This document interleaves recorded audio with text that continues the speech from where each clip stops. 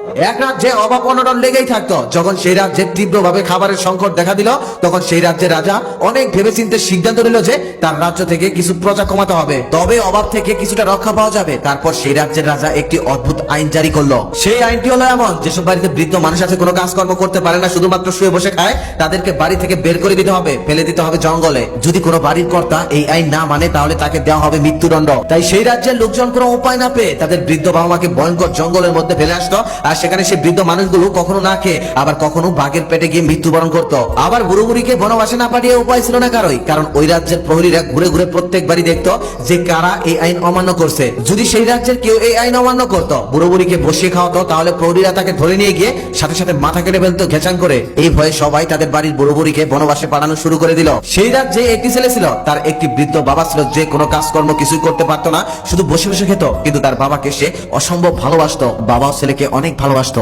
তবুও ছেলেটা রাজার ভয়ে তার বাবাকে বনবাসে পাঠানোর জন্য রাজি হয়ে গেল, কারণ সে কোনো কাজকর্ম করতে পারে না, শরীরে কোনো শক্তি নেই, লাঠি ভর করে হাঁটে। ছেলে কান্না করতে করতে বাবাকে কোলে নিল বনবাসে পাঠানোর জন্য। তারপর সে রওনা হলো ভয়ঙ্কর জঙ্গলের দিকে। ছেলেও কান্না করতেছে, ওদিকে কাঁধে বসে বসে বাবাও কান্না করতেছে। বাবা কান্না করতেছে ছেলের কথা চিন্তা করে, সে যখন না থাকবে তার ছেলে কিভাবে চলবে, কে তাকে দেখে রাখবে। ছেলে কান্না করতেছিল আর বাবা কাঁধে বসে বসে গাছের ডাল ভেঙে রাস্তায় ফেলে ফেলে চিহ্ন করছিল, যাতে তার ছেলে আবার সেই চিহ্ন দেখে দেখে বাড়িতে যেতে পারে, যাতে আবার ছেলে ভুল রাস্তায় চলে না যায়, ভুল রাস্তায় গিয়ে আবার যদি তার ছেলের কোনো ক্ষতি হয়ে যায়। তারপর হাঁটতে হাঁটতে তারা দুজনেই ভয়ঙ্কর জঙ্গলে চলে গেল। সেখানে যাওয়ার পর তার বাবাকে কাঁধ থেকে নামালো। নামানোর পর ছেলে কান্না করতেছে, আর বাবা ছেলের হাতে একটি ডাল দিয়ে বলল, বাবা এরকম ডাল আমি পুরো রাস্তায় ফেলে রেখেছি, তুমি এটা দেখে দেখে বাড়িতে চলে যাও, ভুল রাস্তায় যেও না, কারণ ভুল রাস্তায় গেলে তোমার আবার ক্ষতি হতে পারে, এই জঙ্গলটা মোটেও ভালো না। বাবার মুখে এমন কথা শোনার পর ছেলেটি আরো জোরে জোরে কান্না করতে লাগলো আর বলল, বাবা এই ভয়ঙ্কর জঙ্গলে আমি তোমাকে ফেলে যেতে পারবো না, আমি তোমাকে সাথে নিয়ে যাব, যা হবার পরে হবে। আমি রাজার এমন অন্যায় নিয়ম মানতে পারবো না, রাজা যদি আমাকে মেরেও ফেলে তারপরেও আমি তোমাকে এখানে ফেলে যেতে পারবো না, আমি তোমাকে ছাড়া কিছুতেই বাঁচতে পারবো না। ছেলের মুখে এমন কথা শোনার পর ছেলেকে জড়িয়ে ধরে বাবা কান্না করতে লাগলো। তারপর তারা দুজনেই আবারও বাড়িতে চলে আসলো। বাড়িতে আসার পর ছেলে তার ঘরের পিছনে বিশাল একটা গর্ত তৈরি করলো, তারপর সেই গর্তের মধ্যে তার বাবাকে রেখে দিল। তারপর চুপি চুপি প্রত্যেক দিন সে ওই গর্তের মধ্যে খাবার দিয়ে আসতো, যাতে এলাকাবাসী ও রাজার সেনাপতি কেউ এটা জানতে না পারে। সেজন্য সে গোপনে খাবার দিতে লাগলো। ছেলে যা ইনকাম করে তার কিছু অংশ সে খেত, আর বাকি বেশিরভাগ অংশই সে তার বাবাকে খাওয়াতো। বাবাকে কি করে ওই গর্তের মধ্যে সুখে রাখা যায়, দিনের বেশিরভাগ সময় সে এই চিন্তাই করতো। কখনো পোলাও মাংস, কখনো দুধের ছানা, আবার কখনো দূর দূরান্ত থেকে নানান রকম ফল এনে বাবাকে খাওয়াতে লাগলো। ছেলের ওইরকম অত্যন্ত যত্ন পেয়ে গুহার মধ্যে থেকেও বাবার মনে হলো সে স্বর্গের মধ্যে বাস করছে। এভাবেই চলতেছিল তাদের জীবন। একদিন সেই রাজ্যের রাজা ঢোল পিটিয়ে ঘোষণা করে দিল যে যদি কেউ ছাই দিয়ে দড়ি বানিয়ে আমাকে দেখাতে পারে, তাহলে আমি তাকে পুরস্কার দেবো 5,000 টাকা।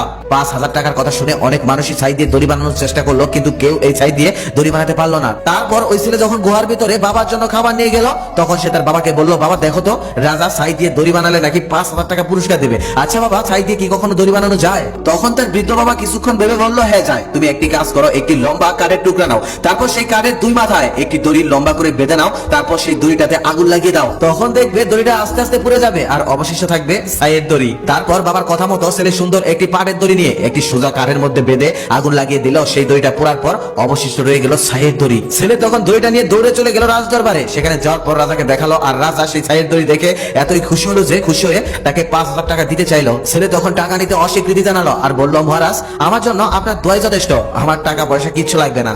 তার কিছুদিন পর রাজা আবারও ঢাক ঢোল পিটিয়ে ঘোষণা করে দিল যে রাজ দরবারে 10 হাত লম্বা একটি কাঠ আছে, ওই কাঠের আগা কোনটা গোড়া কোনটা এটা যদি কেউ বলতে পারে তাহলে তাকে দেওয়া হবে 10,000 টাকা। 10,000 টাকা পুরস্কারের কথা শুনে রাজবাড়িতে পুরো রাজ্যের লোক এসে ভরে গেল। তারপর অনেকেই কাঠটা অনেকভাবে চেক করতেছে আর বলতেছে, কেউ বলতেছে এটা আগা, কেউ বলতেছে ওটা আগা, তবে কেউই প্রমাণ সহকারে বলতে পারছে না কাঠটার এটাই আগা এটাই গোড়া। এক একজনের ওরকম আন্তাজি কথাবার্তা শুনে রাজার মন কিছুতেই খুশি হচ্ছে না। তারপর সেই ছেলেটা যখন সেদিনও গুহার মধ্যে তার বাবাকে খাবার দিতে গেল, গিয়ে বলল, বাবা রাজার বাড়িতে একটা কাঠ বের হয়েছে, সেই কাঠটার কোনটা আগা কোনটা গোড়া এটা বলতে পারলে রাজা তাকে 10,000 টাকা পুরস্কার দিবে।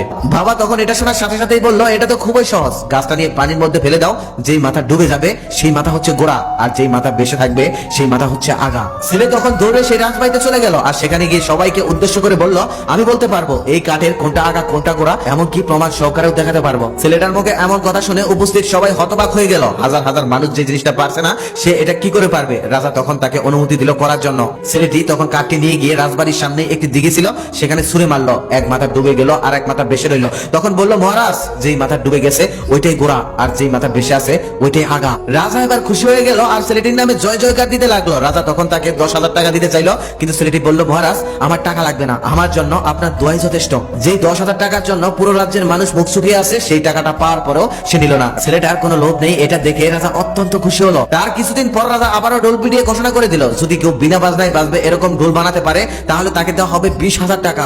এই ঘোষণাটা দেওয়ার পর অনেকেই অনেক রকম ঢোল নিয়ে রাজবাড়িতে হাজির হলো। অনেকেই এমন ঢোল বানিয়ে এনেছে যন্ত্র দিয়ে পদ্ধতি করা, যেটি হাতের স্পর্শ ছাড়াই বাজে। কিন্তু সেই রাজা এতেও খুশি হলো না, কারণ এটি যন্ত্রের সাহায্যে বাজতেছে। রাজা আসলে এমন একটি ঢোল চায় যেটি বিনা স্পর্শেই বাজবে। ছেলে এবার আবারও বাবাকে গিয়ে বললো, বাবা জানো, রাজা এবার ঘোষণা করেছে যদি কারো ঢোল বিনা স্পর্শে বাজে তাহলে তাকে দেওয়া হবে 20,000 টাকা। আচ্ছা বাবা, এমন কোন ঢোল কি তুমি বানাতে পারবে যেটা বিনা আঘাতেই বাজবে?